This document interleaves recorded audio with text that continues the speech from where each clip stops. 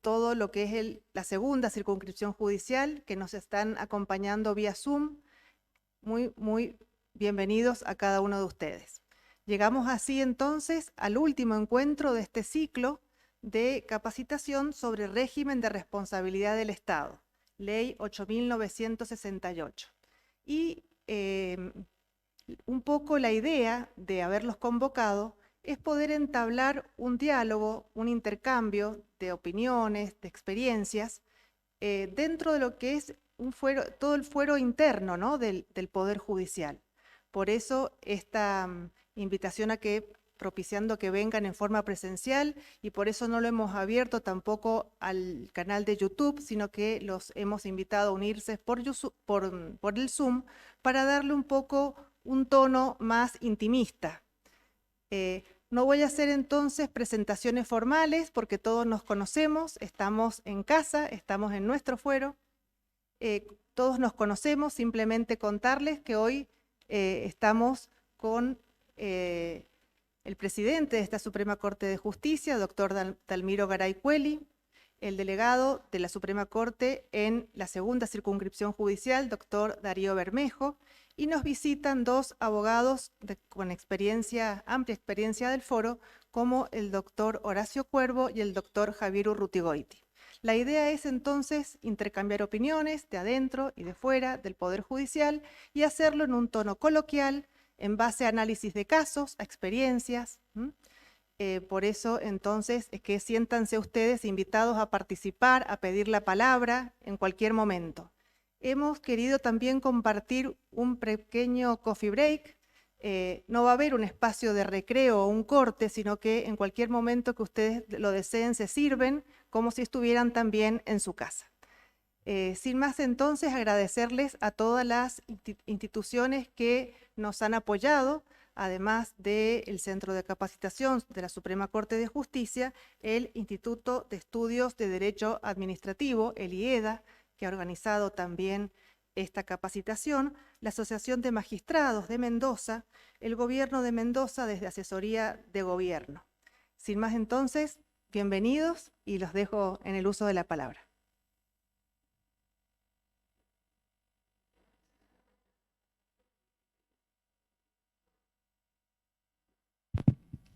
Cuando dijo con experiencia quiso decir viejos, al menos por mí. Buenas tardes, nos conocemos todos, soy Horacio Cuervo, para el que quizá no me conoce. No soy tan famoso, por cierto. Y me invitaron, a mí este tema me persigue realmente, porque es mi tesis de maestría vinculado a la relación de causalidad, y mi tema era otro en esta exposición, era la prescripción y la responsabilidad extracontractual del Estado. Por razones de salud, me tachó de la lista Marta, después me perdonó y me dijo, ¿quería hablar de otra cosa? Bueno, vino de por medio, me convenció de que hablara de las eximentes. Digo por eso que me persigue el tema de la relación de causalidad, porque tratando de preparar y ver los casos que preparó Darío, los casos que pude ver y las leyes, evidentemente este tema se vincula con la relación causal. El tema de las eximentes es más amplio. En realidad podría aplicarse a la antijuridicialidad, al factor de atribución, al daño, en tanto en cuanto puede determinarse que no existe factor de atribución porque no se prueba la irregular actuación del Estado o el irregular desempeño de las funciones, y entonces no se da el presupuesto ese de la responsabilidad. Puede fallar la antijuridicidad porque hay una causal de justificación, puede fallar el daño porque no se dan algunos de los requisitos, pero la ley, en el artículo 2, la nacional, y en el artículo 3, la provincial, se refieren concretamente a la ruptura del nexo causal desde el punto de vista del hecho de la víctima, hecho de un tercero, por el que no se debe responder, y el caso fortuito al que agrega, al igual que la ley nacional, la posibilidad de que el Estado lo asuma con una ley especial, que también tiene su parangón o paralelismo con el 1733 cuando establece que se responde por el caso fortuito aún cuando una disposición legal así lo establece. Entonces, el marco de la ley me lleva a analizar, me dijeron que tengo 20 minutos, el tema de la relación de causalidad. ¿Y en qué marco dentro de ese amplio tema se introduce el tema de las eximentes? En el tema de la ruptura del nexo. Es lo que, si bien hay una gran variación de utilización del vocablo, en la causalidad podemos hablar de concurrencia causal o cocausalidad. Vamos a ver que este problema se da en la concurrencia, es decir, cuando hay interrupción del nexo de causalidad. No cuando hay cocausalidad, que es cuando hay causalidad común o coautoría, cuando hay causalidad grupal, alternativa, etc. 1760, 1762 del Código Civil. La interrupción del nexo es cuando hay una causa concomitante, previa o posterior, que de algún modo acciona o interrumpe el nexo causal que venía desplegado y que altera las consecuencias. Y ahí entran a jugar la función de la relación de causalidad, que es la extensión de la reparación, y la designación o determinación del responsable. Como estamos en la responsabilidad del Estado, lo que pretende el legislador es decir, miren, en la parte, como recién hablábamos con Javier, en la parte ya especial de responsabilidad extracontractual del Estado por actos ilegítimos. A mí me va a salir ilícito, soy civilista, yo les aclaro a todos, así que perdónenme la mayoría de administrativistas que puede haber aquí, por actos ilícitos o ilegítimos, tiene una parte general donde lo primero que el legislador hace, dice, el Estado no va a responder cuando, yo lo resumo, hay ruptura del nexo causal por estas tres circunstancias. La pregunta que yo me hice cuando preparé un poquito la lectura del tema es ¿a dónde acudo desde las normas del derecho público para analizar lo que es hecho de la víctima, hecho del tercero o caso fortuito? Y no encontré en ningún lado. Siguen siendo las normas del derecho común, lo cual me hizo sonreír, debo reconocer, a la que acude el derecho público para conceptualizar estas causales de ruptura o estas razones de eximentes o estas formas de liberación que tiene el Estado provincial o el Estado en general, porque la ley nacional es muy semejante.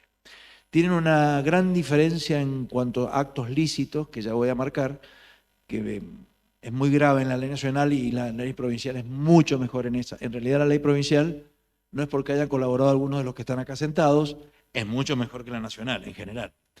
Pese a las quejas de mi querido amigo Carlos Parellada con respecto a la ley y la necesidad de una ley provincial y la salida del Código Civil, lo cierto es que es mucho mejor. Para conceptualizar entonces, ¿de qué hablamos cuando hablamos de hecho de la víctima o culpa de la víctima, como se decía antes, hoy está muy superado ese concepto, es cuando la víctima de algún modo coloca una condición que rompe el nexo causal que se venía desplegando entre el ejercicio de las funciones del Estado y el daño. Esa ruptura puede ser, en el caso de la víctima, total o parcial. Hay varios casos de los que ha traído Darío para trabajar, yo me he fijado en algunos, me impactó uno en particular, que es el de una señora que es... No te lo voy a spoilear, pero que hay varios de esos, donde en una finca se muere un chiquito, Silva, gracias. Para mí era Silva, pero vos me dijiste Arias, para mí era Silva. Y hay varios de esos, sí, parecidos. Y donde claramente se muestra, si bien uno puede compartir o no definiciones de la Corte sobre si es dominio público, dominio privado, un canal que corre por dentro de una finca, el hecho concreto es que ahí se muestra en el caso muy claramente cuando el hecho de la víctima, en este caso era un chiquito muy joven, creo que era 1 año y 8 meses, por ahí la andaba, muy chico, no necesitamos ni imputabilidad ni discernimiento, necesitamos la fractura del nexo, es decir, un hecho que intervenga causalmente. Y en esos conceptos necesariamente acudimos al derecho privado, al derecho común, que es el que regula cuándo la culpa de la víctima o el hecho de la víctima es necesario, cuándo llena los requisitos para romper total o parcialmente el nexo causal. Obviamente, la ruptura parcial genera una responsabilidad concurrente, porque hay responsabilidad también en el Estado cuando el nexo no ha sido roto en su totalidad. Traí un caso que no está resuelto también, donde muy probablemente termina en responsabilidad del Estado por la función judicial, donde el actor A demanda por reivindicación al demandado B, y cuando notifica llena el formulario y demanda a C, D, E y otra letra más, 4 más, por nulidad. La demanda es solo por reivindicación. El juzgado da traslado a todas las partes, menos a quien es reivindicado, y ninguna de las otras partes está demandada en el proceso. Ninguno. Todos contestan demanda. No me pregunten por qué los abogados no dijeron nada. Quizá un tema costas. Pero el hecho concreto es que no estaban demandados. Y cuando advierte esa circunstancia, al presentarse a diciéndole, por favor, córranme traslado, el juzgado anuló todo lo actuado de oficio y generó una serie de actos jurisdiccionales, la deficiencia en el obrar jurisdiccional evidente, porque hay costas que va a tener que pagar alguien. Obviamente, si el tribunal se hace cargo de las costas, no va a haber daño, pero si no se hace cargo de las costas, es un caso donde la función jurisdiccional puede generar daños y hay concurrencia, para mí, con la falta de diligencia en quien demandó y demandó mal. Ejemplo que me ha pasado hace poquito en el estudio. No sé cómo va a terminar.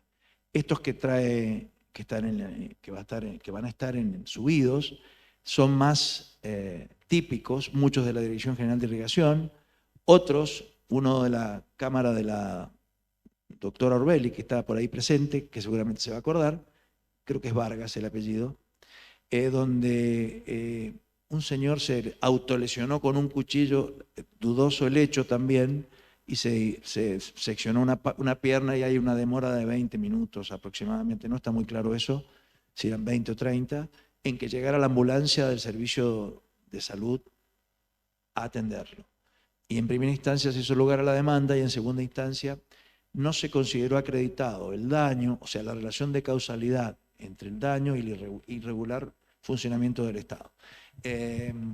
Sosteniendo que los terceros que llamaron al servicio se habían demorado más de la cuenta y que ni siquiera nadie sabía cuál podía ser la incidencia causal de que la ambulancia hubiera llegado 15 minutos antes o 30 minutos antes. Es carga de la víctima demostrar la incidencia causal que tiene el irregular funcionamiento.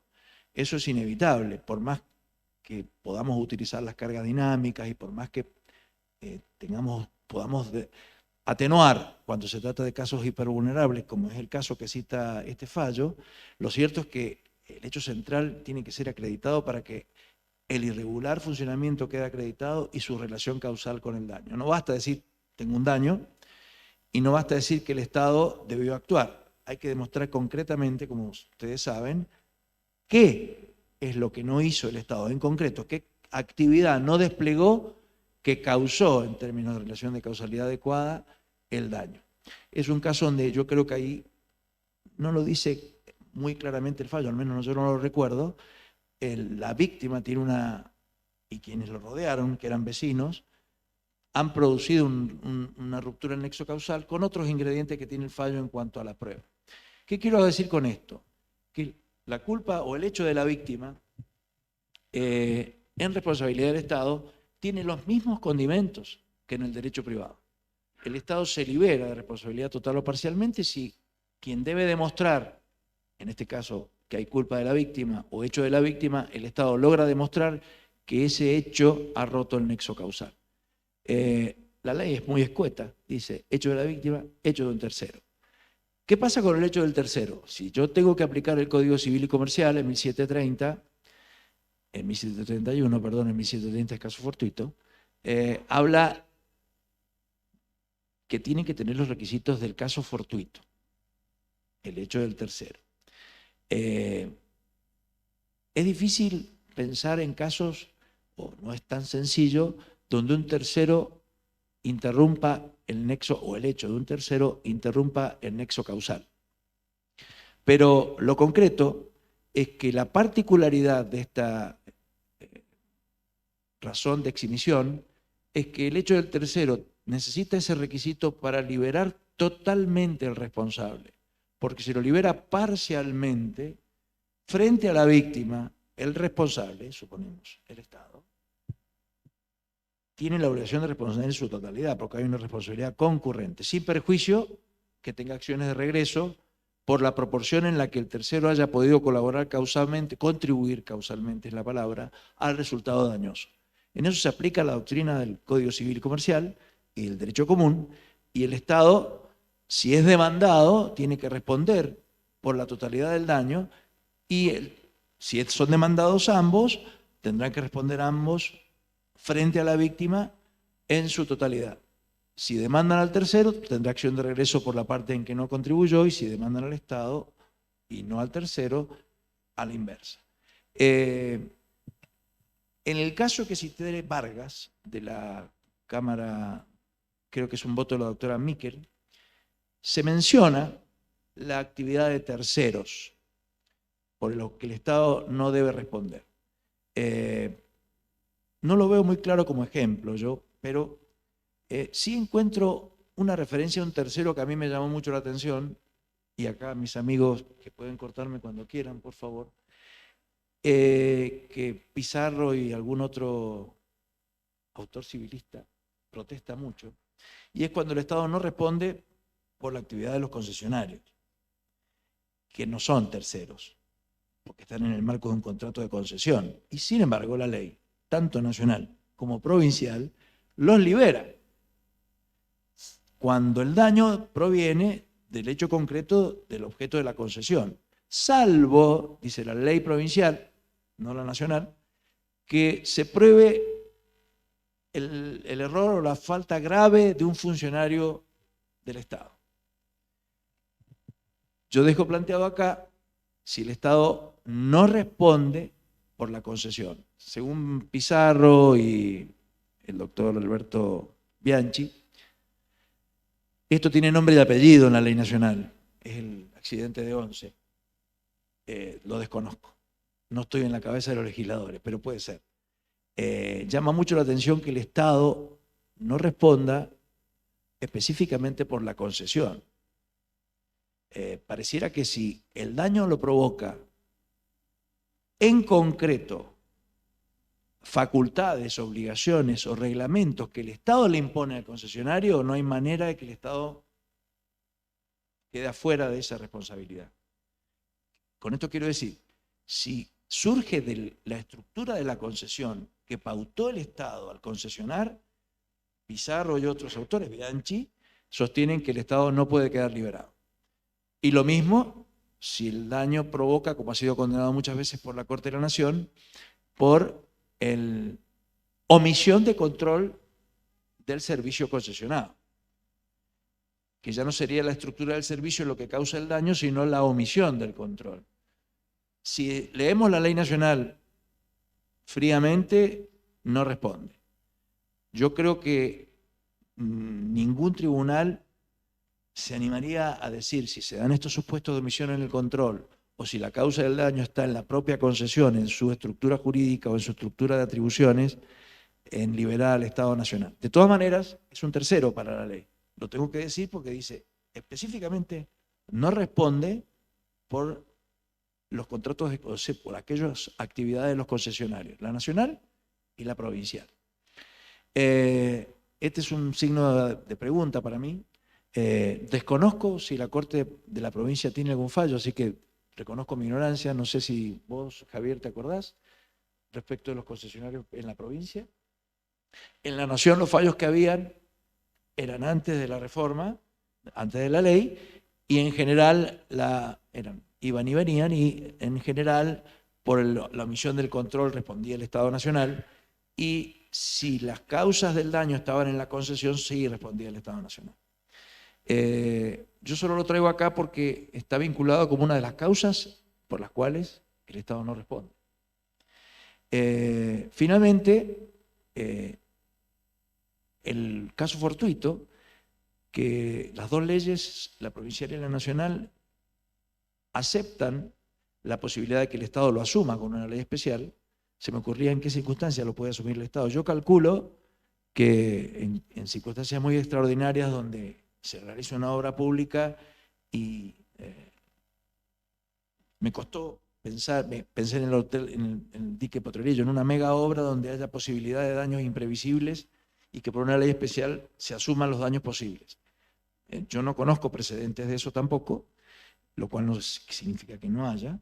Y el caso fortuito tiene la particularidad que puede sí romper total o parcialmente el nexo causal. Eso es igual a las reglas del derecho común, idéntico. Puede concurrir con la víctima y puede concurrir con el hecho de un tercero. Y la contribución causal en esos casos será también proporcional a la contribución de cada uno en el resultado dañoso. En ese caso no hay novedades. Sí, no discrimina la ley, no determina, no especifica cómo tiene que ser el caso fortuito. Yo creo, siguiendo la doctrina privatista, que hay que seguir la teoría de Exner acá, que es que tiene que ser externo a la actividad del Estado, exterior, extraño. Y si se trata de riesgo vicio de la cosa, que en la ley provincial sí está regulado y en la ley nacional no está regulado, también ese caso fortuito tiene que ser externo al factor de atribución, externo al riesgo vicio. Y en el caso del caso fortuito, tiene que ser externo al regular o irregular funcionamiento del Estado. Porque si es intra actividad estatal, es parte de lo que el Estado o por lo que el Estado debe responder. Si es dentro del riesgo, es constitutivo del riesgo, por lo cual no produce la ruptura entre el daño y el riesgo creado o el vicio de la cosa. Si lo que ha causado el daño es la cosa. Con lo cual, esa extraneidad o externalidad del daño del caso fortuito es esencial para delimitar específicamente el caso fortuito y no cualquiera libera. Es muy común en Mendoza los fallos que condenan al Estado por el estado del arbolado público y donde se invoca, tengo en este momento un caso particular, pero he tenido sentencia cuando era abogado de la Municipalidad de Godoy Cruz, y donde se invoca el hecho imprevisible de un sonda de magnitudes fuera de lo común.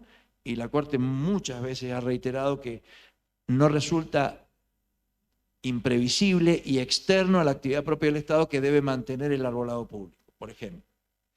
Y me queda una referencia específica, ya que tengo muchos jueces acá, mejor dicho, todos jueces, salvo algunos.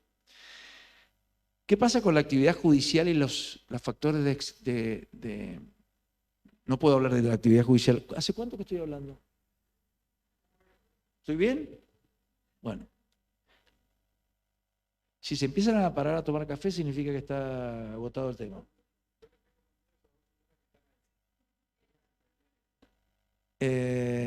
No.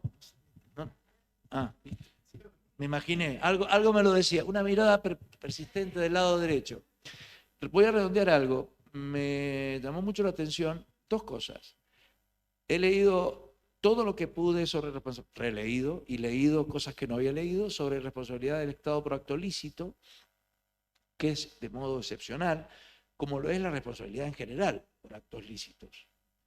Y le decía a Javier, no encontré ningún autor en particular, y si alguien le ha leído, por favor, recomiéndemelo, que hable de la ruptura del nexo causal cuando el Estado responde por acto lícito.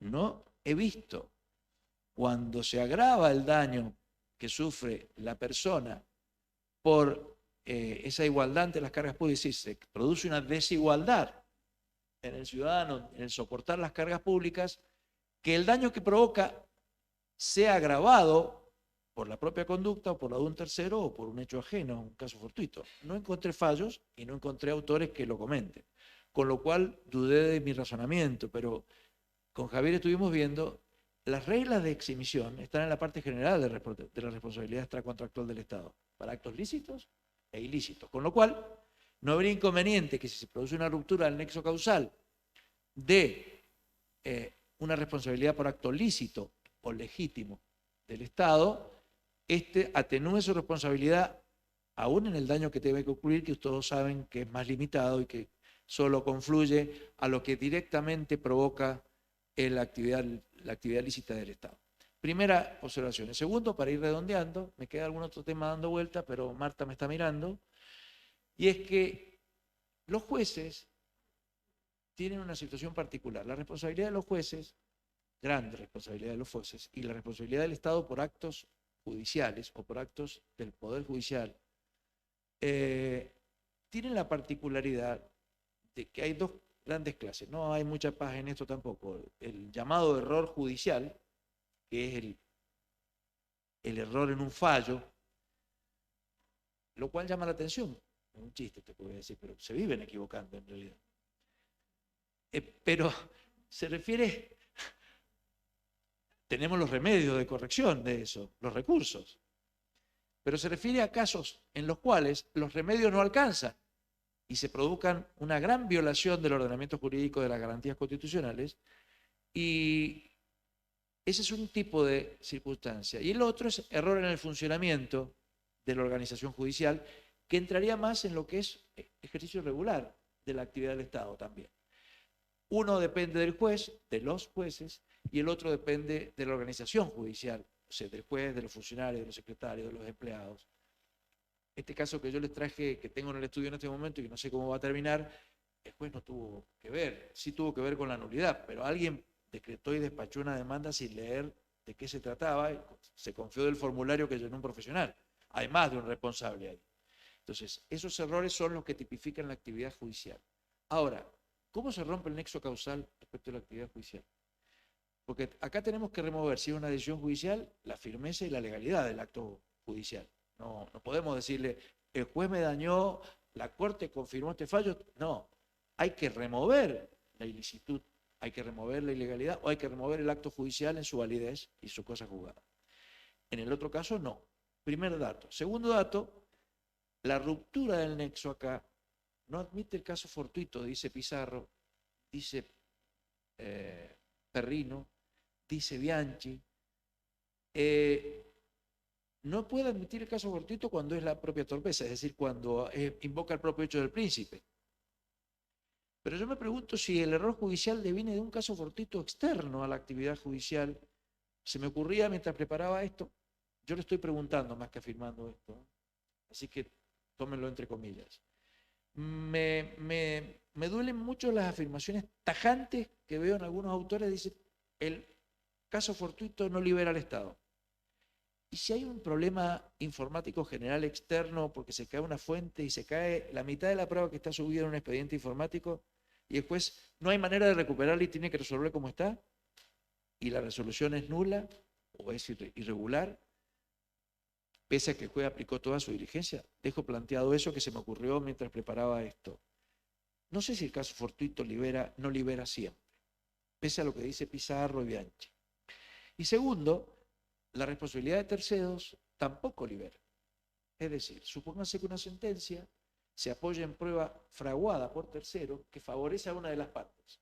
Esa sentencia, que queda con autoridad de cosa juzgada, luego por una sentencia posterior, esa prueba es declarada nula, falsa, por una sentencia firme, y por vía de revisión, acción de cosa juzgada írrita, se da vuelta esta sentencia y los autores en general dicen, el Estado responde aún por el hecho del tercero, sin perjuicio de que una vez que pague el daño, el tercero responda frente al Estado por el daño que provocó, o sin perjuicio que responda frente a la víctima. Esas circunstancias, en los otros casos de función del Estado, incluso en la actividad judicial, que creo que entra en la general de las funciones generales del Estado, de la irregular función o regular función del Estado, no se dan, se dan en el caso de la decisión judicial. Y me parece que son rasgos que hay que tener en cuenta. Y se me escapa otro tema, pero si quieren, ahí lo dejo. Me falta un dato, sí, me vino, gracias. La ley nacional que es corregida por la provincial, tiene una llamativa exigencia en la relación causal frente a los actos lícitos. Habla de que debe ser directa, inmediata y exclusiva. La ley provincial corrige eso. Eso es muy importante porque permite la concurrencia de responsabilidad. La ley nacional, yo creo que es inconstitucional si no lo permitiera. Yo creo que se puede interpretar un poco amplio, pero es muy taxativa. Si es causa exclusiva, esto surgió, al menos de lo que yo leí, de un caso de Ledesma contra Estado Nacional, donde se le obligaba a vender ciertos productos en ciertas condiciones, y era un acto lícito del Estado Nacional, y empezó a utilizar, a diferencia de la responsabilidad, la causalidad adecuada, que es la que utilizan la otra normativa, las dos leyes, directa, inmediata y exclusiva. Si es exclusiva, no admite la concurrencia. Todo esto que estoy diciendo de eximentes no funciona. La ley provincial eliminó la exclusividad, con lo cual avanzó mucho. Admite aún en los actos lícitos la concurrencia.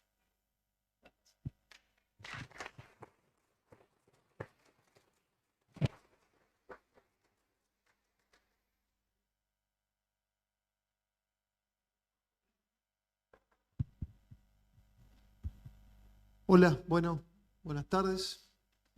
Primero que nada, quería agradecerles por estar. La verdad que este ciclo de capacitación surge de una iniciativa de los propios jueces civiles, porque de un día para otro con mayor intensidad se agravó la carga que tenían de juzgar al Estado en causa de responsabilidad.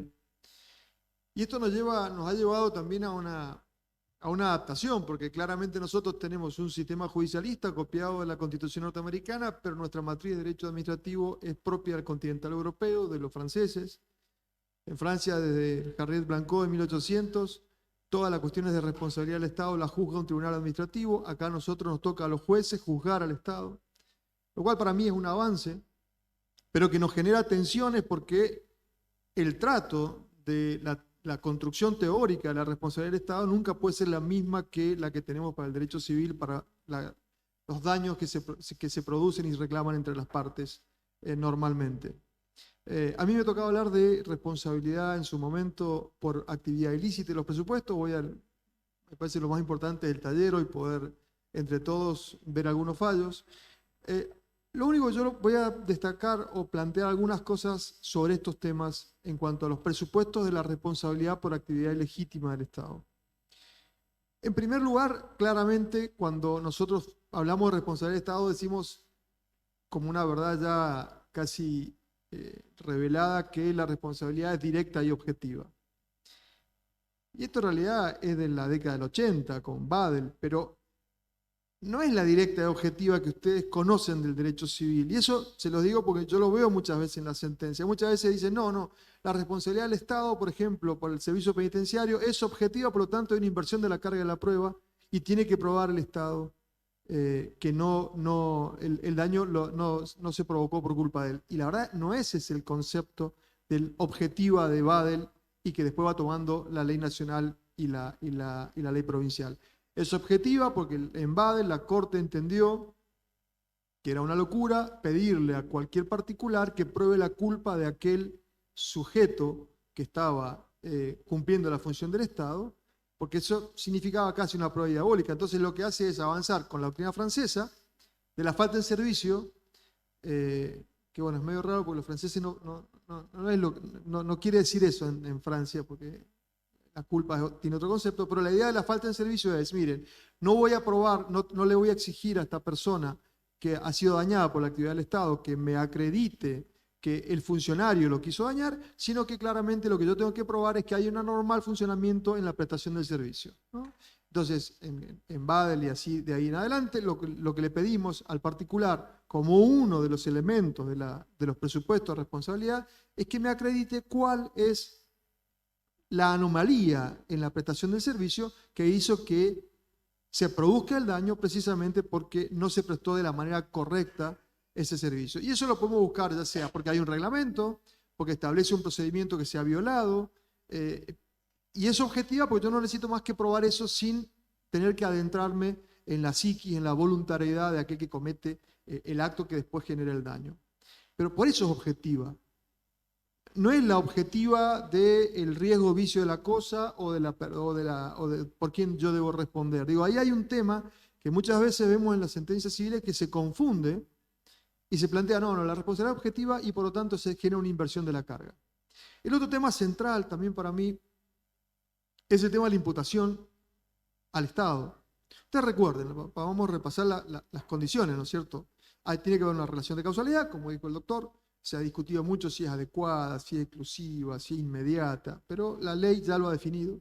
Tiene que haber un daño, ¿cierto? Obviamente, o determinable. Tiene que haber un factor de atribución, que el factor de atribución es la falta en servicio cuando es responsabilidad por actividad ilícita, y tiene que poder ser imputable al Estado. Y eso también es un dato importante. Y estos presupuestos, al ser dispositivo el proceso, los tiene que probar el actor. Obviamente, con las pruebas dinámicas van a haber ciertas pruebas que yo le puedo cargar a la administración porque están en mejores condiciones de acreditarlas.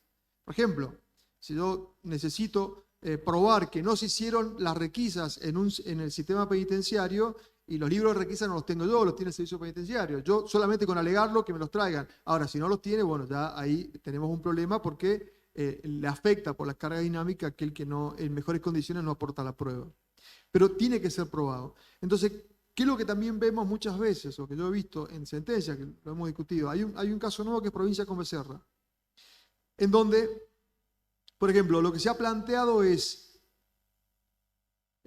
sin poder identificar quién fue el actor del hecho que produce el daño, se entiende que el accionar es peligroso. Caso de la policía en persecución.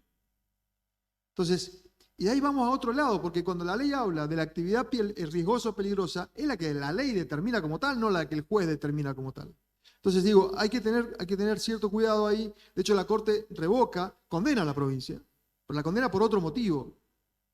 Y los fallos de la Corte Federal en la materia, es decir, esto, para aclarar, Provincia con Becerra, es un daño a una persona que estaba en el medio de una persecución en donde por el disparo de un arma de fuego resulta herida y no se puede determinar quién es el que dispara el arma. Si era una de las personas de los delincuentes que era perseguido o era la policía. Entonces la Cámara dice, mira, esto es actividad riesgosa, por ende se la imputo al Estado. Si uno mira a los presidentes de la Corte Federal, se esfuerza mucho en poder determinar si el arma del cual se efectúa el disparo era un arma policial.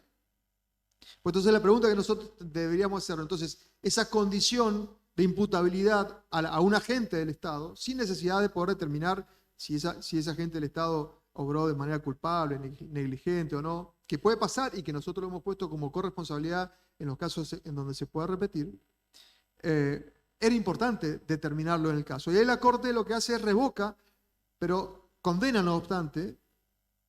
¿Por qué? Porque se dio otra falta en servicio. Ahí sí una falta en servicio en serio, que fue que secuestrada el proyectil que genera el daño, estando en custodia de la policía, es llevado luego para análisis. Cuando se requiere el resultado de balística, se determina que se perdió la bala. O sea, y bueno, ya estamos en otro escenario, pero nuevamente no es el escenario de imputo porque hay responsabilidad por actividad riesgosa. Entonces digo, me parece que hay que hacer mucho hincapié en esta subespecie de responsabilidad, que es distinta a la que muchas veces estamos acostumbrados cuando hacemos civil, para poder puntear cuáles son los presupuestos de responsabilidad y tratar de determinar si la acción al momento de ser interpuesta y a lo largo del proceso ha logrado acreditar estos presupuestos, porque si no se dan los presupuestos, evidentemente no puedo condenar. Obviamente, nuevamente con las cargas dinámicas también se me puede arreglar un poco de esta imposición que se le da al actor al momento de ejercer la demanda. Nos pasa también en el servicio penitenciario. De hecho, bueno, con Julio tuvimos una disidencia, me ganó porque fue 2-1, en donde discutimos el tema y claramente yo lo que planteaba en ese voto es que la alegación de los hechos con los que se intentaba acreditar la existencia del daño, no estuvo probado ninguno. Entonces no se podía acreditar la falta en servicio. Digo, son discusiones que me parece que se les van a dar mucho. Y también cuando nosotros hablamos de este presupuesto, que es de la posibilidad de la imputación directa al Estado, también nos va a llevar a lo que vamos a ver dentro de un rato, que es a qué estado le imputo. Al estado centralizado, a un descentralizado, a un desconcentrado, si es un desconcentrado, si es un descentralizado, si hay responsabilidad subsidiaria. Digo, ahí también se da mucho y entran a jugar un montón de cuestiones que nos son ajenas, que es muy difícil poder determinarlas, como nos pasa muchas veces en los casos de los accidentes en la vía pública, para poder determinar qué jurisdicción es, si es jurisdicción municipal, si es jurisdicción de vialidad provincial, si es jurisdicción de vialidad nacional. Entonces, también esos temas son importantes porque muchas veces nosotros podemos condenar mal. O muchas veces nosotros somos proactivos y condenamos a un descentralizado como escuelas y subsidiariamente al Poder Ejecutivo. Y la verdad es raro. Digo, porque el principio de la descentralización constitucional en ese caso, o irrigación, como vamos a ver, juega de una manera determinante. También podemos nosotros alegar que hay un principio básico de garantía del Estado en su conjunto, por eso condena al Poder Ejecutivo. Pero bueno, hay que explicarlo y hay que ver en qué caso se debe dar, ¿no? Ese tipo de condenas. Me parece que, para terminar, porque nuevamente lo importante es el taller, hay que prestar mucha atención a que estamos en presencia de pautas que construyen una teoría propia de la responsabilidad del Estado. Pautas que, como ustedes saben, desde hace ya tiempo la Corte ha venido forjando y que recién desde del 2017 para acá nosotros lo tenemos en ley.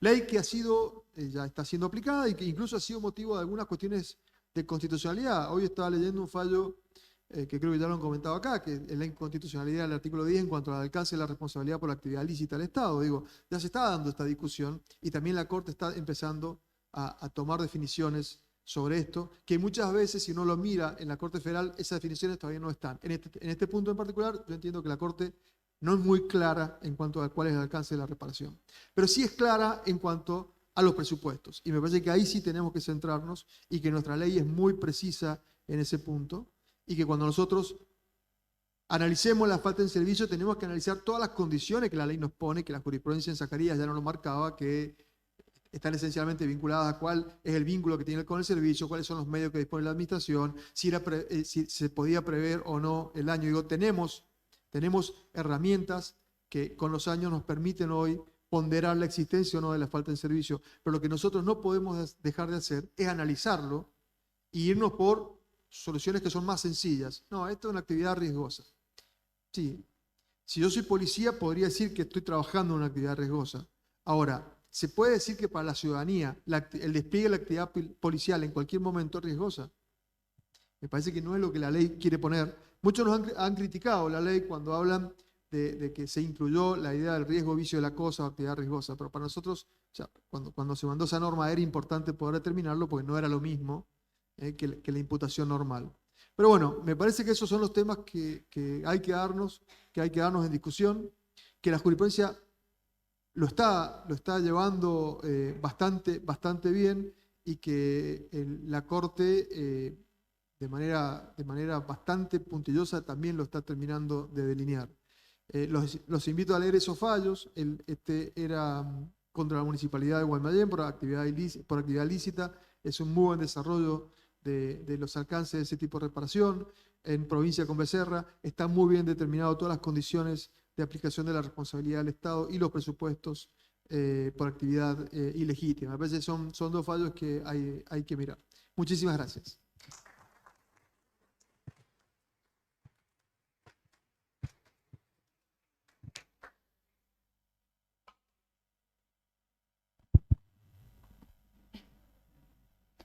Bueno, buenas tardes. A mí me han encargado el armado del taller, así que ahora van a ver en el PowerPoint.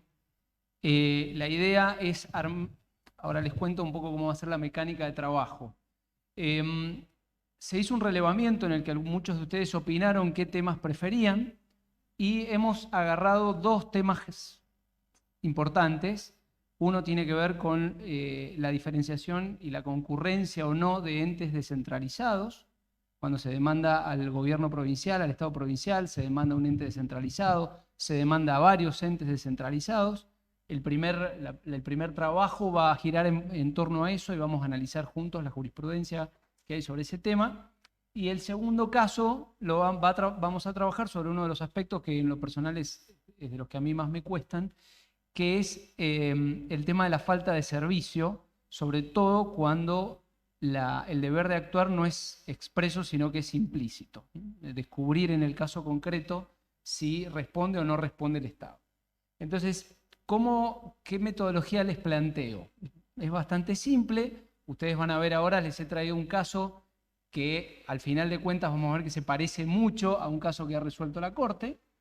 Les he traído hechos sencillos, no les he traído grandes cuestiones probatorias, es básicamente una cuestión jurídica, el análisis que tenemos que hacer.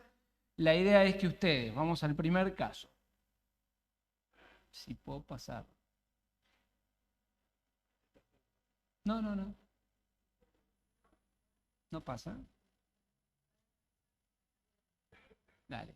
La idea es que ustedes se junten en grupitos de 2, 3, 4, los que tengan al lado, piensen la respuesta en base a 3 preguntas que les hemos planteado, piensen la respuesta a esas 3 preguntas, si las quieren comentar las comentan, si les da vergüenza se las guardan, y después analizamos la jurisprudencia y vemos al final cómo resuelve la Corte y si coincide con lo que hubiéramos resuelto nosotros, y eventualmente si esa resolución de la Corte tiene alguna crítica que ustedes le quieran hacer o alguna discusión que podamos abrir sobre los temas en concreto. Bueno, vamos al primero. Ahí está. Bueno, el primer caso, si ustedes ven en la izquierda, dice responsabilidad de entes descentralizados, concurrencia y exclusión. Fue el gran tema que muchos de ustedes pidieron que se analizara. Entonces, vamos a ver la demanda. Si quieren tomar algún dato, pero es bastante simple. Se trata de los papás de un niño que demandan por daños y perjuicios a la provincia de Mendoza, solo a la provincia de Mendoza, solo al Estado provincial, por el fallecimiento de su hijo de 5 años de edad por asfixia de inmersión al caer en un canal de riego. Este canal de riego era un canal importante, ancho, se había hormigonado y estaba construido al lado de un barrio bastante populoso, no muy populoso, pero un barrio importante, y estaba construido a no más de 15 metros de la línea de casas en las que vivía la familia de este nene que lamentablemente fallece porque se ahoga en ese canal. El canal no tenía ningún tipo de protección, señal o advertencia. Se demanda a la provincia en calidad de propietaria y guardiana de la cosa riesgosa y peligrosa y por falta de servicio razonable. Eso es lo que plantea la demanda. ¿Qué plantean? Pásamela. No pasa. ¿Qué contesta el Estado provincial?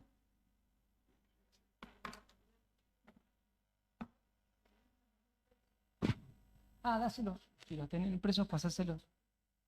Caso 1.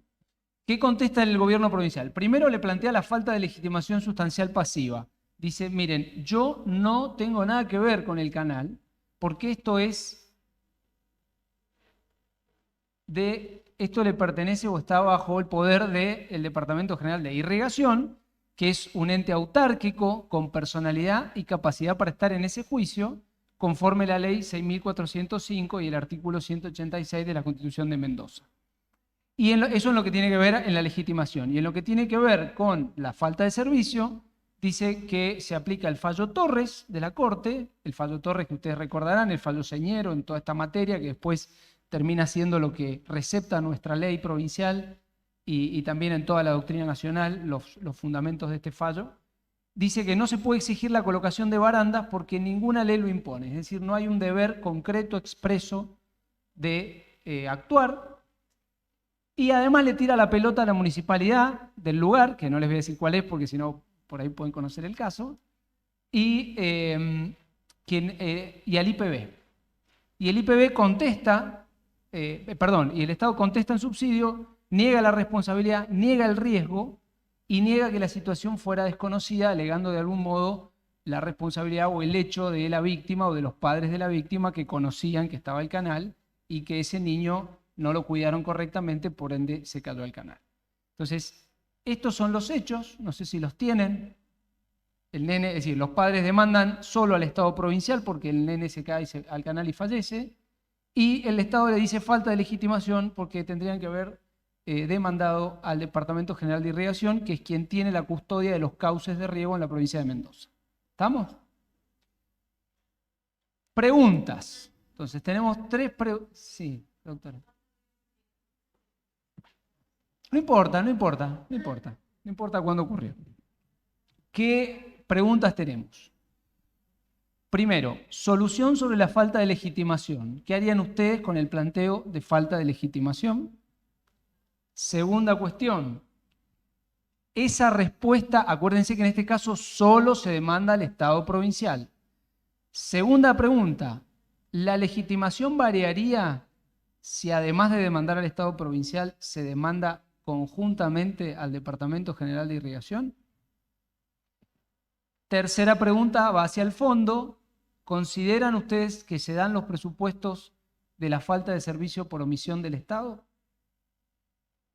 Bueno, tienen unos 5 minutitos, júntense, fíjense qué responden y vamos a la jurisprudencia concreta. Si conocen el fallo, no lo spoileen porque esto está basado en un fallo real.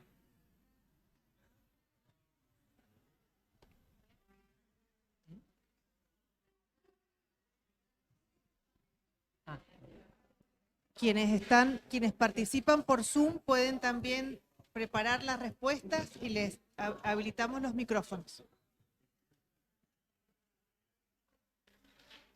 Quienes estén participando por Zoom pueden hacerlo en sus casas y enseguida vemos las soluciones.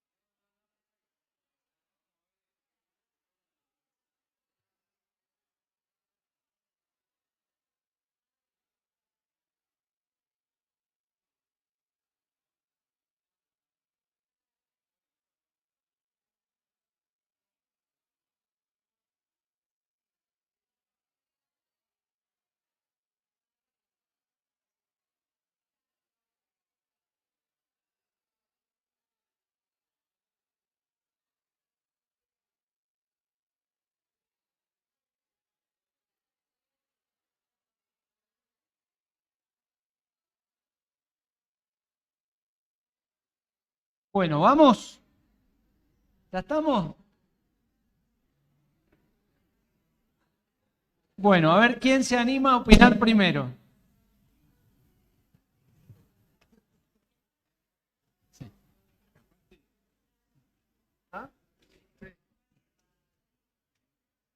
Bueno, a ver, ¿alguien se anima a darnos la primera respuesta? A ver si hay o no falta de legitimación.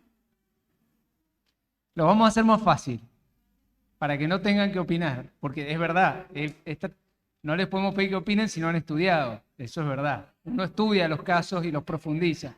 Cuando es muy preciso, entonces, levanten la mano los que opinan que hay falta de legitimación y que habría que... Bien. Levanten la mano los que no opinan que hay falta de legitimación. Bien. Hasta ahora va ganando la falta de legitimación. Bien. Si hubieran sido demandados los dos, irrigación y el Estado, levanten la mano los que dicen que no hay falta de legitimación porque hay un demandado correcto, podríamos decir, y el otro incorrecto.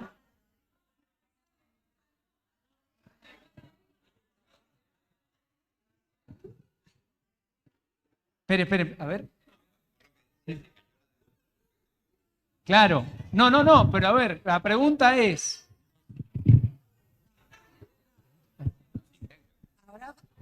Hola. Una moción de orden. Voy a hacer una moción de orden para que sea más productivo el trabajo.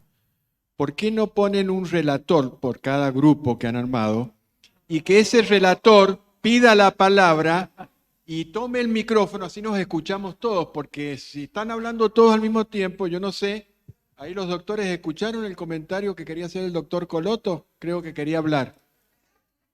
No, la doctora Scalvini.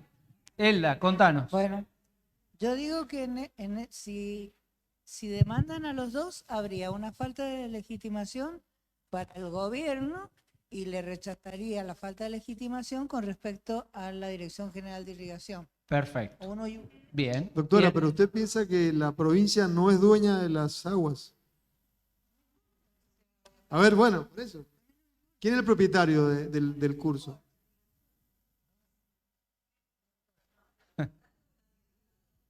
Porque ahí fundaron la demanda en que era propietario. Era el dueño. ¿Cómo?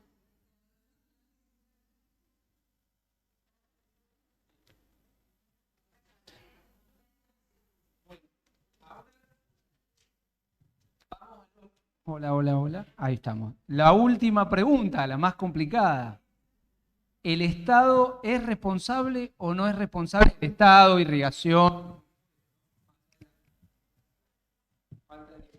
Hola, ahí está. Más allá de la falta de legitimación o no, ¿hay responsabilidad del Estado por no tomar medidas concretas y vallar ese curso, ese canal?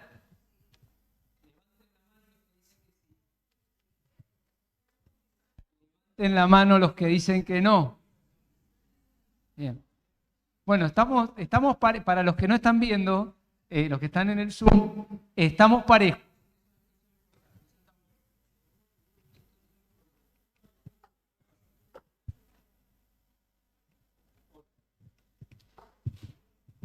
Bueno, a ver, Hola. el que levantó la mano dijo que no. ¿Podría alguno explicarnos cuál es la idea de por qué no? Cualquiera.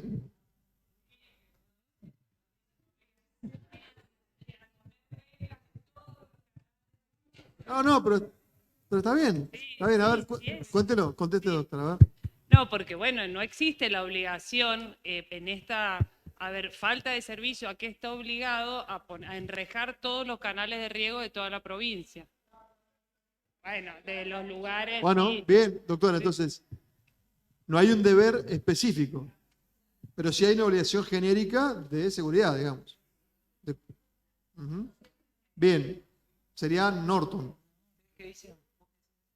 Yo digo que en ese caso, que eran nada más que los metros que estaban frente al barrio, sí podría haber tomado la precaución, por ejemplo, de ponerle una valla. No es todo el cauce, es en esa zona donde estaba el barrio. Bien, bueno, vamos a ver... Sí.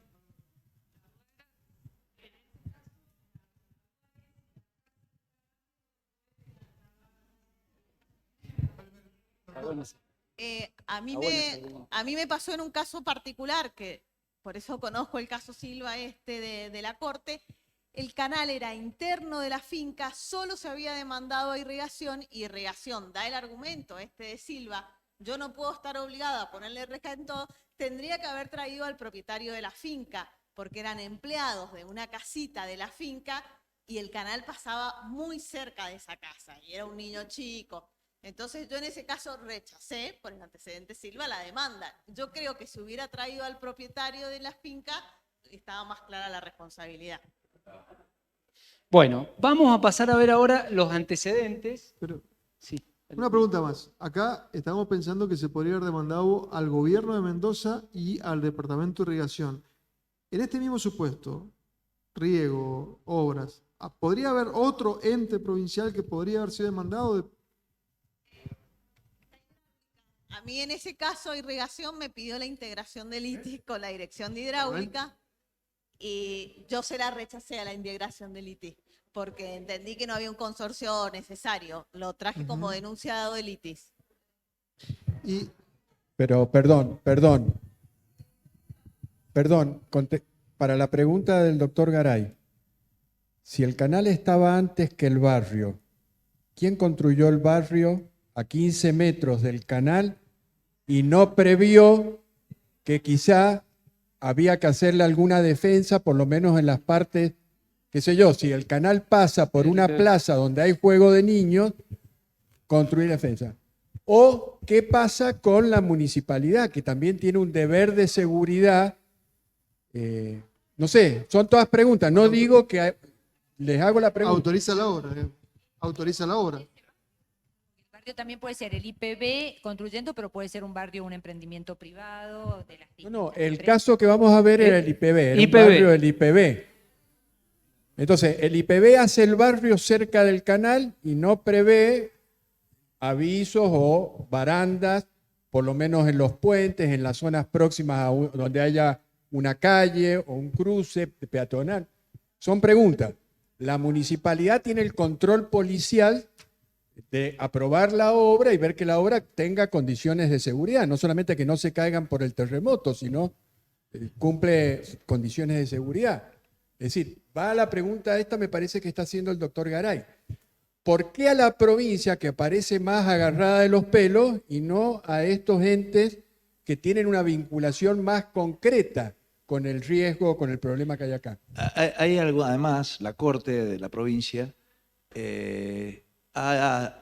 se ha apoyado en tratados internacionales del bloque convencional de derechos humanos cuando la vida está en juego, donde resulta inoponible la división administrativa y la distribución de la competencia administrativa cuando la vida es lo que está en juego. No escuché ningún argumento de esos para fundar la responsabilidad contra la provincia. Ahí se murió un chico, hay vida. No digo que sea procedente o no, digo que hay otros fallos donde la Corte ha hecho responsable a la provincia por daños en los hospitales, que son algunos de los cuales son entes autárquicos o entes descentralizados. Bueno, ese fue el argumento No hay que spoilear. o fue parte del argumento que trajo Elda. Elda dijo, ¿por qué no vayamos ese pedacito? Me imagino que por el respeto a la protección de la salud y la vida de la gente que vive en el barrio. Claro, porque fíjense qué interesante lo que el actor va por la propiedad. Y es cierto que la propiedad de los cursos del agua es de la provincia de Mendoza. Pero además de la propiedad hay que pensar en la jurisdicción, que hace a la competencia del ente y por ende, cuando nosotros hablamos de la imputabilidad del daño al Estado, nos estamos refiriendo al ejercicio de la competencia. Entonces, ahí sí puede entrar irrigación, si es un cauce de irrigación que lo tiene que cuidar irrigación, puede ser hidráulica, si es un cauce de hidráulica, podría haber sido parte de una deficiente control de poder de policía de edificación que tiene el municipio, podría haber sido parte, ahí nosotros tenemos que entrar a ver cómo nos plantean la demanda, porque en materia de jurisdicción, que en derecho administrativo sería competencia, en materia de competencia podemos tener varios responsables o corresponsables y no necesariamente están vinculados al propietario, como la actora intentó traerlo, ¿no? Bueno, vamos a ver ahora un análisis general de la evolución sobre este tema. Sí. Vamos al que sigue.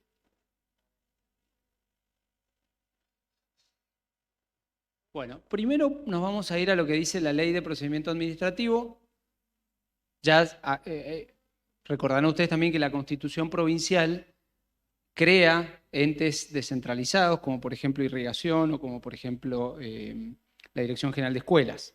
El artículo 21 de la Ley 9003, y esto ha sido comentado por quien nos acompaña acá, Javier Urritigoiti,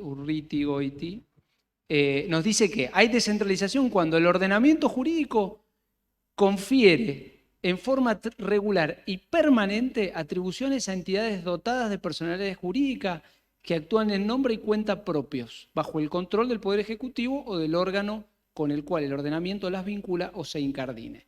Y acá Javier en su comentario nos dice, miren, para que haya un ente descentralizado tiene que tener personalidad jurídica propia, y en este contexto lo actuado se le imputa a él y no a otro. Tienen patrimonio y recursos propios, se administran a sí mismas y además el Poder Ejecutivo en ese control es simplemente un control administrativo, no un control de gestión. Entonces, vemos que según estas disposiciones, los entes descentralizados con autarquía, patrimonio y esas características son un centro de imputación normativa propio en este aspecto. La Corte, les traje un fallo del 2011, Gonela, el primer caso que podemos analizar sobre este tema. Es un niño que pierde la visión del ojo derecho en un accidente en una escuela. La escuela está bajo la dirección de la Dirección General de Escuelas, por supuesto, y se demanda a la Dirección General de Escuelas y al Estado provincial. Difiere del caso que yo les di, en que en el caso que les di, el único demandado es el Estado provincial. Acá tenemos Dirección General de Escuelas y Estado provincial. Primera duda que nos planteamos. Si Dirección General de Escuelas es un ente descentralizado e incluso creado por la Constitución provincial, ¿qué está haciendo acá el Estado provincial? Efectivamente se planteó la falta de legitimación del Estado provincial y la Corte ¿qué dijo? Primero refirió su propia jurisprudencia sobre la descentralización y dijo, no puede demandarse a la provincia por actos de sus entes descentralizados y autárquicos que constituyen un centro de imputación normativa propio y tienen capacidad para estar en juicio. Por ende, lo que hacen se les imputa a ellos. Clarito acá la responsabilidad del ente descentralizado. La personalidad de la Dirección General de Escuelas como entidad autárquica la obligaba legalmente por su actuación en el campo contractual y extracontractual del que quedaba excluido el Estado provincial. Lo saca al Estado provincial. Pero aclara algo, dice, mira, independientemente de esto, si Dirección General de Escuelas no pudiera responder por la razón que fuere, el Estado responde de manera indirecta o subsidiaria. Y cita un precedente que es Nieva, donde dice la discusión sobre el carácter de la condena efectuada a la provincia, si ha sido en subsidio o de cualquier otra forma, no tiene interés concreto porque es la que custodia el patrimonio. ¿Qué termina haciendo la Corte en este caso? Una Corte que no tiene la integración actual. Hace lugar a la falta de legitimación pasiva del gobierno de Mendoza, deja adentro a la Dirección General de Escuelas, pero no impone las costas. Básicamente no explica bien, yo lo traté de encontrar la explicación, no la encontré, pero entiendo que la explicación viene de esto de que no habría, que no importa demasiado porque va a terminar interviniendo de manera subsidiaria. Un razonamiento que te lo estoy diciendo. A ver, hay un tema ahí que muchos discuten que el ente descentralizado con las características que mencionó Darío no tiene presupuesto propio porque se nutre del presupuesto de la provincia. Cosa que no pasa muchas veces con irrigación, por ejemplo, que sí tiene recursos propios y que no debería pasar con escuelas porque tiene un fondo de afectación específico por ley que no se cumple. No obstante, la doctrina francesa, y acá lo ha recibido, Manuel María Díez lo ha tomado, sostiene que estos que son verdaderos entes de afectación de utilidad pública, el que su presupuesto esté dotado con fondos del erario público general no le quita el carácter de ente descentralizado, es decir, sigue siendo un ente descentralizado. Y por eso la Corte acá también lo que plantea es que, en definitiva, condenar a la Dirección General de Escuelas como parte del Estado de un ente descentralizado no necesariamente nos tiene que llevar a condenar al Estado también, porque la garantía presupuestaria siempre existe. De hecho, la propia ley de responsabilidad del Estado establece la forma en que se van a pagar los juicios y hoy se hace por intermedio de Fiscalía de Estado. De hecho, cuando se sanciona la ley, la Dirección de Escuelas se sale y no entró y lo pagaba directamente la Dirección General de Escuela, haciendo el sistema de reserva, etcétera, etcétera, ahora ha entrado. Pero quiero que, o sea, tiene mucho sentido eso, porque muchos otros entendían que no, que eran dos cosas distintas y que por lo tanto tenía que el Estado responder como Poder Ejecutivo, lo cual no es un poco la idea. Bien, buenísimo la aclaración, porque la verdad que yo eso lo desconocía. Vamos a otro precedente que está muy bueno y que ya empieza un poco a patear el tablero con este tema. Se parece en algo al caso que les di al principio, porque acá solo se demanda a la provincia de Mendoza, no se demanda al ente concreto que es el Hospital Parisien. Es un bebé recién nacido que por una mala praxis médica tiene un problema en unos nervios, en la mano, y le tienen que amputar 5 dedos de la mano. Y se demanda exclusivamente a la provincia de Mendoza. Entonces, si siguiéramos nosotros la regla del precedente que vimos recién, de Gonella, ¿qué diríamos? Que en principio es falta de legitimación del Estado porque los hospitales son entes descentralizados por ley. ¿Qué dice la Corte? Acá estos son, este y el que vamos a ver son votos del doctor Pérez Walde. Dice, da 3 puntos, así lo he copiado porque los pone en ese orden. Punto 1, dice, la Corte es respetuosa de la organización administrativa en general y en especial de aquella que surge de leyes específicas como la que determina la descentralización de los hospitales. Dice, los hospitales son entidades descentralizadas, nadie lo discute, nosotros lo respetamos. Y además refiere un montón de precedentes de acciones procesales administrativas donde se demandó mal, se demandó al Estado provincial cuando no se debía demandar y siempre se hizo lugar a la falta de legitimación. Pero aclara, en todos los casos que hicimos lugar a la falta de legitimación, se trató de aspectos internos de la administración, como cesantías, salarios, categorizaciones, etc. Entonces, dice, en esta regla general, en este caso, ahí vamos al punto 2, no se aplicaría o puede ceder cuando se intenta oponer esa organización administrativa a terceros que pueden haber sido perjudicados por la prestación del servicio de salud. Y hace todo un desarrollo, como ahí les adelantaba recién Horacio, hace todo un desarrollo del derecho a la salud, no, está muy bien, está bueno, del derecho a la salud como derecho constitucional garantizado por los tratados de derechos humanos con jerarquía constitucional, y nos dice, miren, ojo, que acá hay derechos superiores y que por ende, cuando están en juego estos derechos superiores, puede ceder esta regla de la descentralización. Y termina diciendo, a su vez, que agarra otro derecho de jerarquía constitucional, como son los derechos del niño y el interés superior del niño, y dice, con mayor razón, cuando ese perjudicado es un niño protegido por tratados internacionales de derechos humanos, quien no puede encontrarse con ese impedimento al tratamiento de su reclamo, sí que constituya ello una arbitrariedad o una grave deficiencia de su aplicación. Está diciendo de algún modo, mire, como acá hay un derecho importantísimo, que es el derecho a la salud, y está en juego a su vez el derecho de un niño que tiene jerarquía constitucional, la división, esta descentralización que hace el Estado, que sigue siendo Estado, no le sería oponible. Este fallo se integra con Arias, que es el caso que les di, que es el caso concreto que ustedes tenían que resolver, que es el que les di sin nombre, es Arias, que vamos a ver ahora. Es el niño que se muere ahogado en un canal de riego y solo se demanda a la provincia. Tanto en Rengifo, que lo vimos recién, como Arias, tenemos el problema de que solo se demandó al Estado provincial. No hay concurrencia de demandados de entes descentralizados. ¿Qué pasa en Arias? Porque en Arias la Cámara había dicho que no se aplicaba a Torres y en definitiva la falta de servicio, sino que se aplicaba la responsabilidad por riesgo porque el Estado provincial era el dueño del canal. Entonces la Corte dice, no, miren, aunque no se mete directamente en la propiedad o no del canal, da a entender que los cursos de agua le corresponden a irrigación. Y dice, sí se aplica a Torres. ¿Se acuerdan Torres? Lo recuerdan, el caso de donde se crea la responsabilidad del Estado por el deber de actuación, que esta determinación tiene que ser concreto, expreso o implícito. Y cuando sea implícito, tiene que haber un interés normativamente relevante y la necesidad de que el Estado actúe para proteger ese interés. Entonces dice, mire, acá sí se aplica Torres, porque la obligación de actuar es concreta, pero es implícita. Es decir, estamos en el segundo supuesto. Que esto está hoy en la ley, así lo establece la ley, textual, básicamente. El interés es normativamente relevante porque se debe proteger la vida de las personas que viven en el barrio.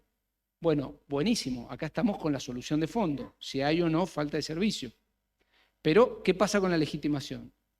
Dice, resulta evidente y fluye de la prueba la omisión del Estado en el cumplimiento de los elementales medidas preventivas de seguridad a fin de garantizar la integridad de quienes circulan en el barrio, ubicado en la zona aledaña al canal. Seguimos con el mismo aspecto, seguimos con la falta de servicio. Sí, buenísimo, hay falta de servicio, no se cumplió este deber implícito de actuar en pos de un interés normativamente relevante. Ahora, y acá se mete con la legitimación. Dice, frente a responsabilidades por daños de la magnitud de la ocurrida en estos actuados, no es posible que el Estado oponga su organización interna, constitucional o legal, o sea que acá no importa si el organismo se creó de manera constitucional o por ley posterior, con la finalidad de excluir su deber. ¿Por qué dice constitucional o legal? Porque, bueno, acá estaba irrigación, habría que haber demandado a la Dirección General de Irrigación. Entonces, si juntamos Rengifo y Arias, vamos a ver que sacan el tema de la legitimación por razones de derechos fundamentales y por razones de magnitud de daño. ¿Está? Bien, estos dos fallos de la Corte fueron muy criticados, tiene una crítica, ahí se los he dejado el artículo, por José Luis Correa. Y José Luis, que esto me lo mandó José Luis, así que estoy autorizado a ponerlo expresamente. José Luis dice, mire, sí, nadie duda del interés de la seguridad de las personas, de los derechos, del interés de los niños, pero eso no justifica que estemos demandando a la persona equivocada, porque son entes descentralizados. Y las personas, y los abogados sobre todo, conocían la descentralización del poder y la autarquía. Es decir, le estamos haciendo el laburo a los abogados. Es más, no les dije, ahí vamos, no les dije algo del caso anterior. En Arias, la Corte le tira las orejas a los abogados y le dice, esto se hubiera evitado si los abogados hubieran demandado bien. Bueno, las costas, como en este caso, hace lugar, los dos fallos hicieron lugar a, es decir, desecharon la falta de legitimación, las costas se las impusieron, por supuesto, al Estado. Pero a esto viene en vínculo también, o tiene relación con un caso actual, un caso del año pasado, ya ahí con la Corte actual, con un voto propinante del doctor Julio Gómez, que acá está y me mira con cara de serio, pero no le vamos a criticar la sentencia, donde un niño muere ahogado en el canal de riego, que es el caso que contaste vos recién, se demanda a la provincia de Mendoza y al Departamento General de Irrigación.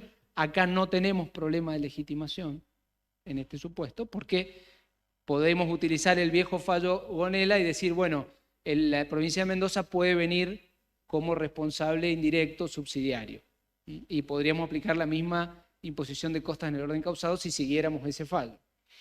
Pero sí, acá en este caso, hace una diferencia en lo que tiene que ver con si existe o no el deber de actuación implícito, porque acá la Corte entiende que no hay deber de actuación implícito, un poco por lo que ya contó acá la colega, en que en este caso concreto no hay un interés normativamente relevante porque no es un canal de riego interno en una finca y que de algún modo el Estado no puede estar cerrando todos los canales de la provincia, cuando además, esto lo agrego yo, es parte de nuestra cultura en la que nos hemos criado. Tuvimos, por ejemplo, un caso donde una persona de Buenos Aires se cayó en una sequía. Bueno, a ver, hay que ver las características de la sequía, pero todos conocemos las acequias en la provincia de Mendoza.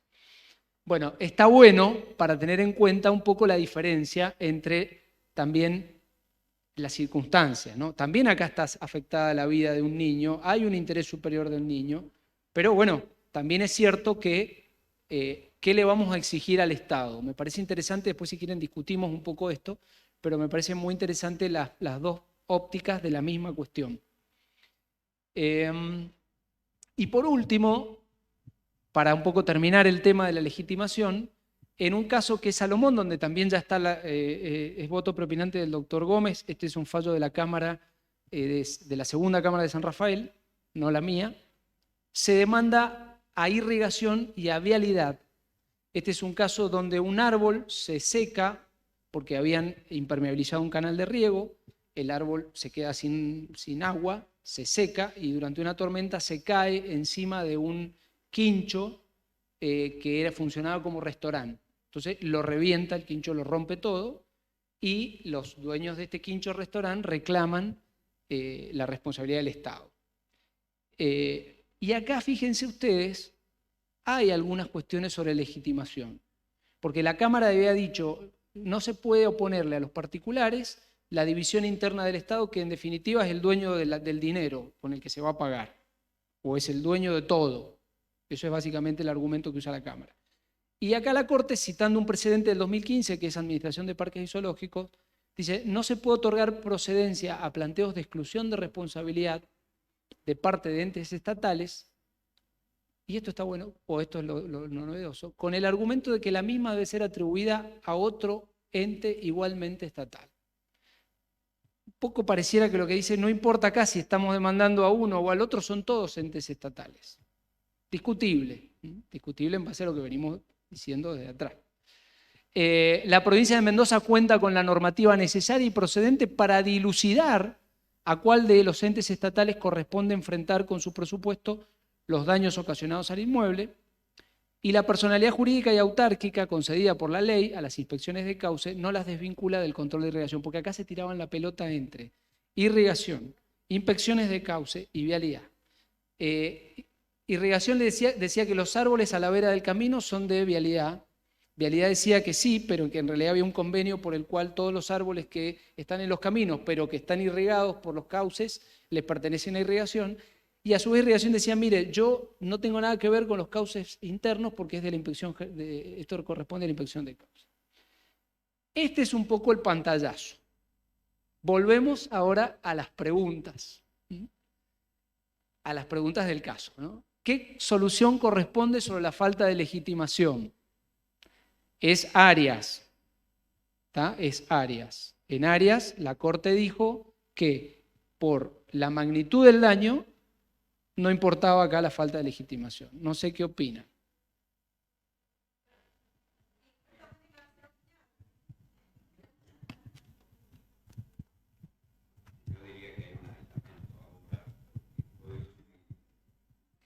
A ver, esta es la paradoja del Código Civil, que cuando establece que la responsabilidad del Estado queda fuera de su normativa, dice, sin embargo, que debe ser juzgada con criterios de derecho público.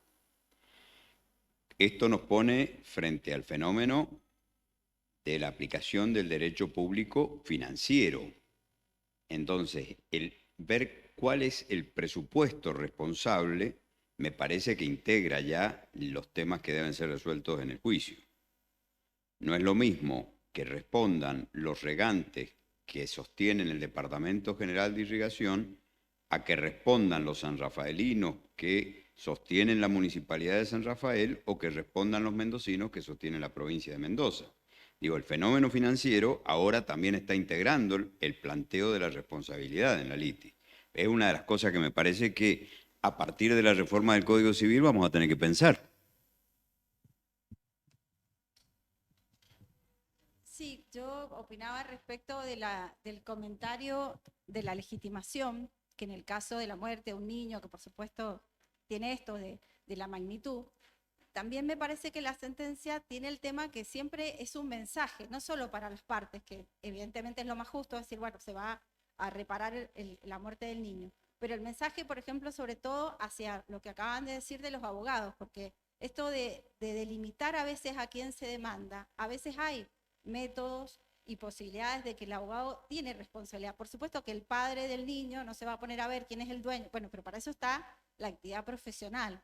Y el mensaje de que da igual, tal vez, demandar a uno o a otro, me parece un poco o peligroso o que no tiene los límites tan claros. O sea, frente a la muerte de un niño parece claro, es un daño de una magnitud, pero a veces entrar en esa discriminación cuando es muy grave o cuando no es muy grave, o generar esta conducta de, bueno, yo demando al Estado, total a la larga siempre va a dar resultado, me parece un poquito así como peligroso el mensaje. No digo que esté mal la solución, por supuesto.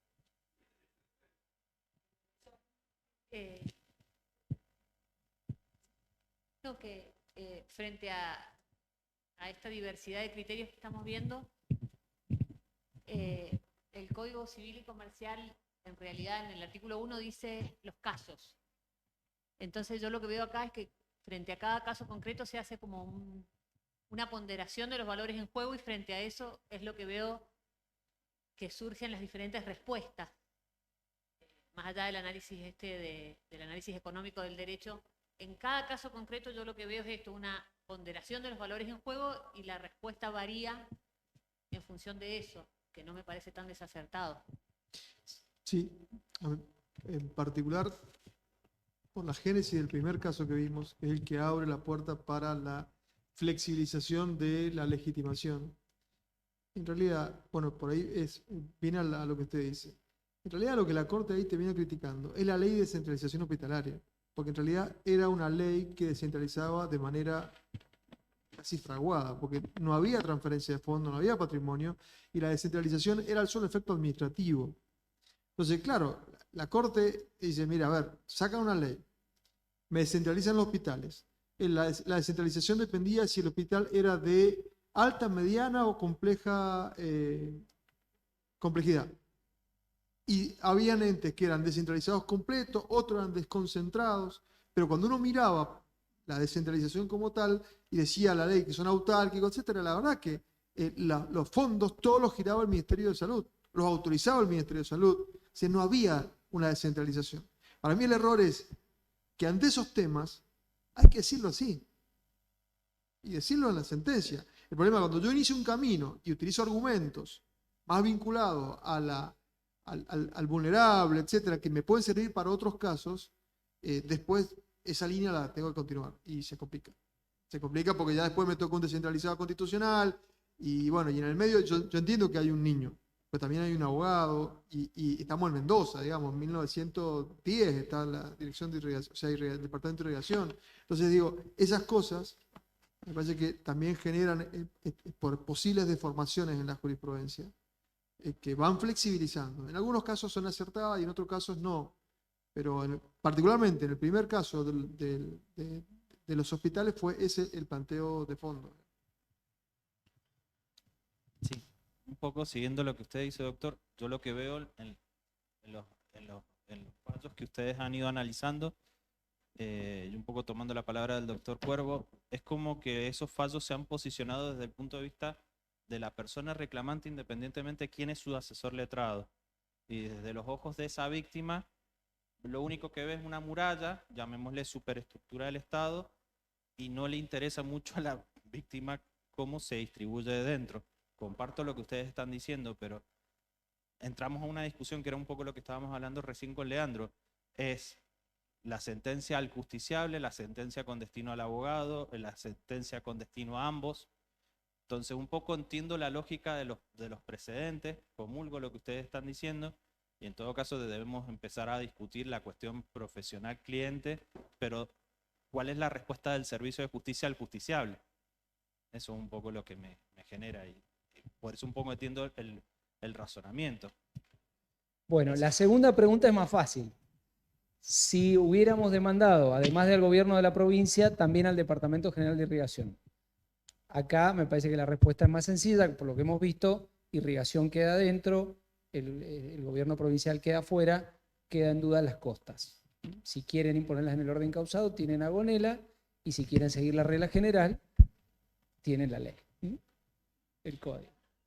Y después si se dan... Gracias. Gracias. Creo que ahí, más allá del concepto, perdón que vuelva a la pregunta 1, pero me quedé sin poder comentar lo que entiendo. Me parece que es el concepto de, por la magnitud de los daños, el Estado siempre debe responder. Me parece que tenemos daños hasta ambientales que son tremendos. ¿Y por qué atribuírselos al Estado en su totalidad frente a la magnitud de los daños? Y segundo, que ahí me parece que parte de un concepto por ahí un poco equivocado la sentencia en cuanto al valor del precedente. Se desvirtúa un poco, me parece, el precedente en cuanto tiene que ser la misma situación fáctica exacta para que yo pueda aplicar un precedente. Porque por ahí si me guío por la respuesta extractada o el sumario, me alejo de lo que es verdaderamente un precedente y puedo llegar a situaciones, a soluciones totalmente distintas, iguales, perdón, en casos que son fácticamente totalmente distintos. Por eso me parece un poco peligroso generalizar la respuesta de este modo, no sé, me parece. Bueno, Gracias. y lo último ya un poco también lo estuvimos viendo, que tiene que ver con si existía o no falta de servicio por omisión del Estado, en el caso concreto. Bueno, vimos Silva y vimos Arias, que son parecidos pero no son iguales, un poco lo que decía acá nuestra amiga Marcela. Y bueno, acá tenemos un poco para ver qué es lo que tanto nos cuesta a nosotros a la hora de resolver, ¿no?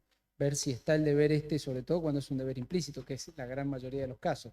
Cuando no está específicamente reglado, no encontramos la norma que lo regla, bueno, y hay o no hay responsabilidad. Ahí está, tenemos las dos posturas, son diferentes, una un barrio populoso, la otra un canal privado de riego. Bueno, la Corte nos seguirá dando pautas en el futuro, esperemos. Bueno, vamos al segundo caso. El segundo vamos a ir un poquito más rápido, así nos desocupamos a tiempo. Acá vamos ya directamente a la falta de servicio y a la eximente y vamos a analizar el tema de los suicidios en las penitenciarías o centros de detención.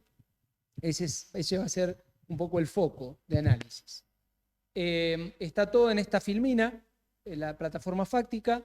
Los padres de un adolescente inician demanda por daños y perjuicios contra la provincia de Mendoza y la Dirección de Responsabilidad Penal Juvenil, que era el ex COSE, porque su hijo, que estaba internado ahí, que era adicto a muchas sustancias prohibidas, que había tenido muchos antecedentes delictivos, estaba internado bajo tratamiento médico, psicológico, psiquiátrico, respondía bien a los tratamientos, estaba de buen humor, se lo veía bien, y en algún momento pide una hoja y una lapicera, escribe una nota y pide permiso para ir a su habitación y se suicida con una sábana, se ahorca con una sábana. Se demanda a la provincia por falta de servicio y deber de seguridad. Entonces, la pregunta es, ¿qué solución corresponde sobre la legitimación? Porque acá vemos que se ha demandado a la provincia de Mendoza y a la Dirección de Responsabilidad Penal Juvenil. ¿Está? Primera pregunta, siguiendo un poco lo que vimos en las filminas anteriores. ¿Se dan los presupuestos para que exista falta de servicio del Estado? Y si procede, bueno, un poco es la misma pregunta, si procede la eximente hecho de la víctima porque es la que se quita la vida. 5 minutos, lo piensan, tiramos las respuestas y avanzamos.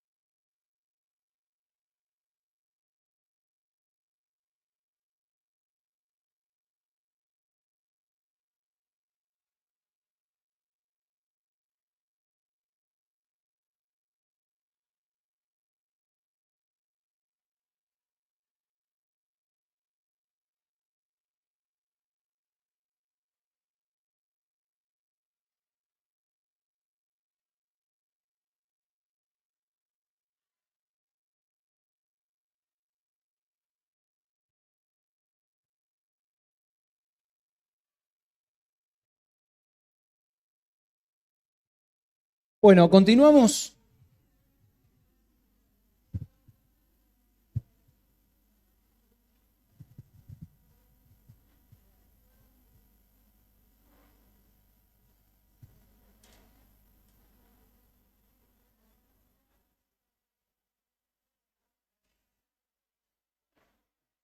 Bueno, continuamos. Primera pregunta, es fácil esta, ¿verdad? Porque ya la hemos visto. Legitimación. ¿Qué pasa con la legitimación? Tenemos demandado al Estado provincial y al ente de responsabilidad penal juvenil, que depende del Ministerio de Desarrollo Social.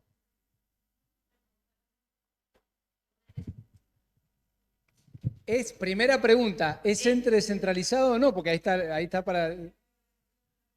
¿Cómo? Es una entidad descentralizada. Sí. No, sí. Al ser descentralizada, sí. Sí, es descentralizada autárquica. Entonces, ¿cuál sería la solución? Chocolate.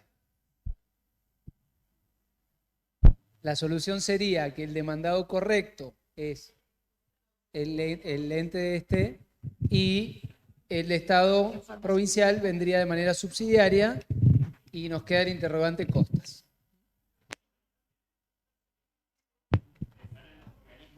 Que dependen de un ministerio a pensar en irrigación. Me parece que es diferente. Así es. Es mucho más...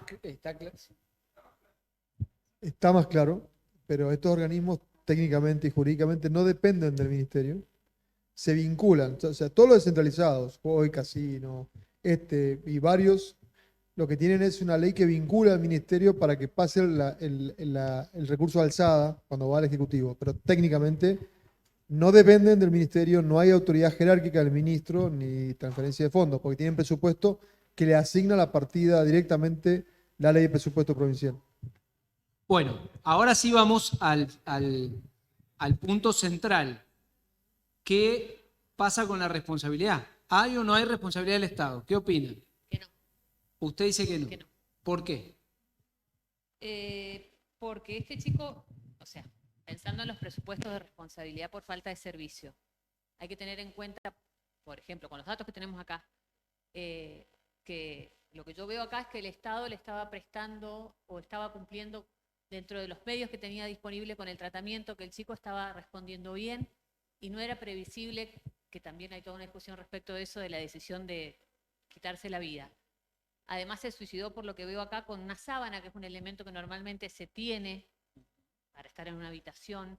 No es que tuvo acceso a un elemento extraño o que no hubo control respecto de eso. Han habido casos también en servicios penitenciarios donde se quitan la vida con una sábana y se tiene en cuenta esto, que la sábana, para que la persona esté... No se la pueden sacar, digamos, no es como los pueden cordones, sacar. que se los pueden Claro. sacar. Además no era, en este caso, o sea, yo lo que veo es que estaba respondiendo al tratamiento, lo que veo es al contrario, que el Estado le estaba prestando servicios con todos los medios que tenía disponibles. Levanten la mano los que están de acuerdo con la doctora. Bien, levanten la mano los que no están de acuerdo con la doctora y dicen que el Estado es responsable. A ver. Bueno, así como está, yo les adelanté que había tenido mucha atención médica y mucho control médico. Eso está acreditado. No, si no lo dicen, no.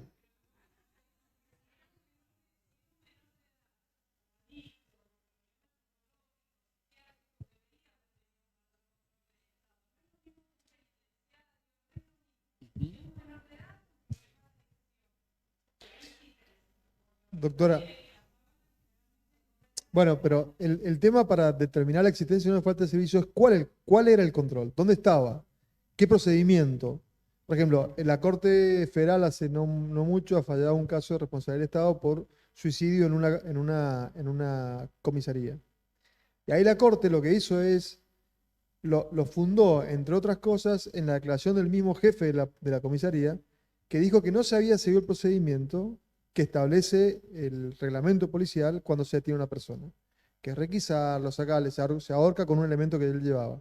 Entonces, podemos decir que efectivamente el Estado debería tener una mayor obligación de resguardo, etcétera, pero también hay que ponderar cuál es el límite, dónde está el límite, ¿no?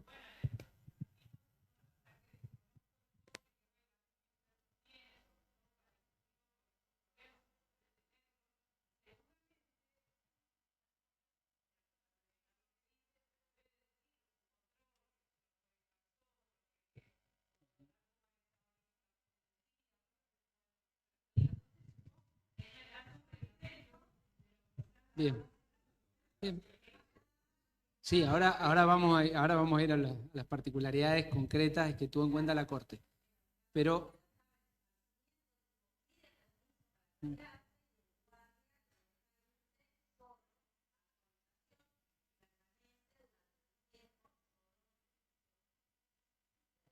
y usted dice que el guardia lo tiene que acompañar a la habitación todo el tiempo. Por eso, bueno, es lo que dice, como decía, y como dice ahora el doctor Julio Gómez, lo que tenemos que ver nosotros es si existe un deber concreto, expreso, de actuar o implícito que sea normativamente relevante para actuar en pos de ese normativamente relevante, que es muy difícil, vuelvo a repetirle, por eso les he traído los casos, porque a mí particularmente me cuesta.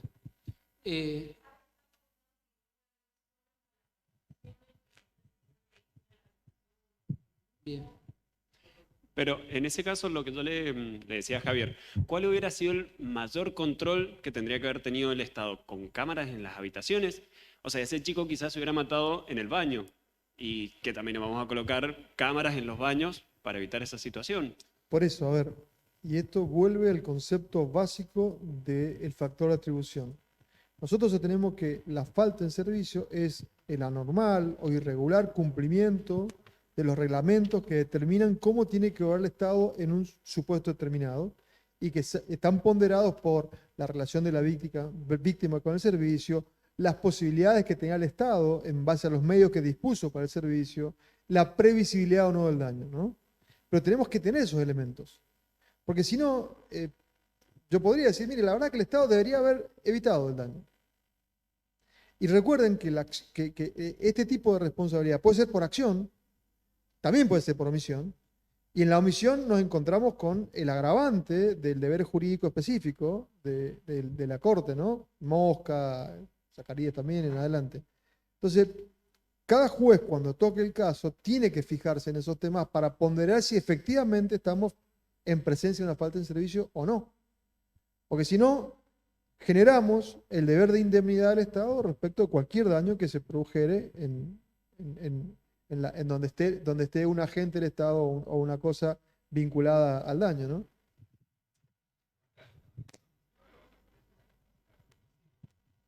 Estaba de un adolescente que estaba muy cerca de la edad. Bueno, vamos a ver los precedentes sobre este tema, que además la Corte los desarrolla muy bien en el fallo, se los recomiendo cuando lleguemos, porque está muy bueno, y hace un resumen interesante de todos los precedentes. El primer precedente que vamos a ver es del año 2011. Este caso es un chico, un joven que anda, un adolescente que está en la vía pública, lo detienen, le encuentran un paquetito, presumiblemente podría haber sido marihuana. Entonces lo llevan a la comisaría y lo dejan sentado esperando hasta que detectaran de qué se trataba. Cuando está sentado ahí en la comisaría, un policía hace una exclamación diciendo, como haciendo referencia a que se comprueba que es marihuana. Entonces el chico pide permiso para ir al baño. Va al baño y se suicida con un disparo de un arma de fuego. Hay dudas si el arma de fuego la tenía él. Pareciera que sí, que la llevaba él y que la sacó de entre las ropas. Y se genera esta duda porque algunos dicen de dónde sacó el arma, si la sacó de algún otro lado. El tema es que él se dispara y se muere, por supuesto. La Corte Provincial en este caso le otorga la total responsabilidad al Estado, considera que cumple una función eminentemente reglada, que es el deber de seguridad.